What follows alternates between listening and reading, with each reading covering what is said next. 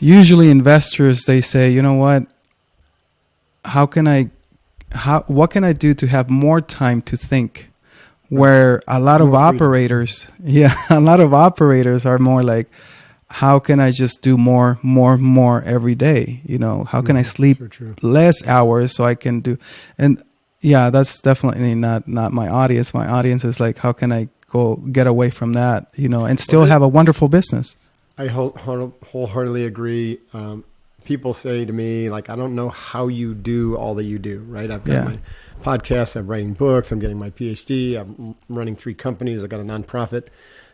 I don't do anything before 10 a.m. every morning. So from the time I wake up until 10, I'm meditating, I'm doing yoga, I'm working out. I do it all with my wife. Like, this is incredible. A couple that can train and practice together have an extraordinary relationship. Yeah.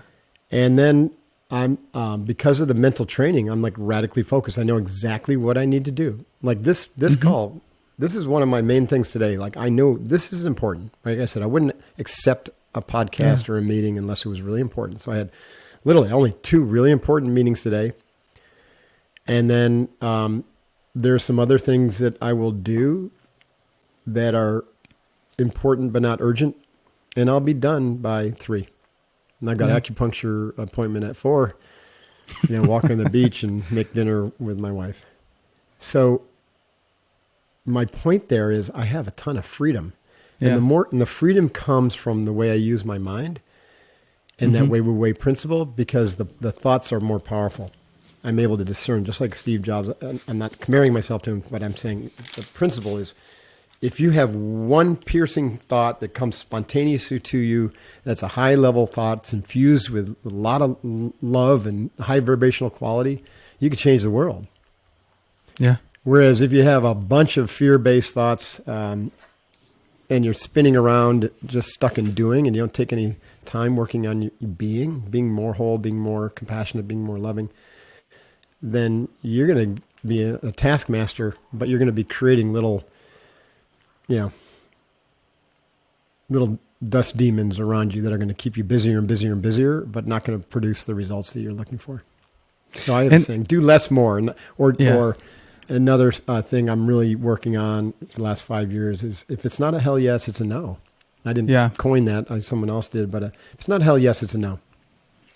So declutter your environment, declutter your mind, declutter your emotions, get more and more clear, so you can bring more clarity and charity in the world through your decisions.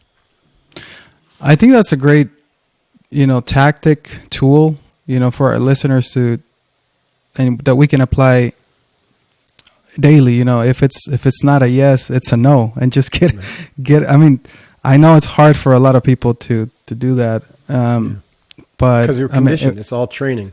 They've been trained. We've been trained to be overcommitted, to constantly be doing. But it's like, the yin yang symbol, the black side represents doing, the white side represents receiving, not doing.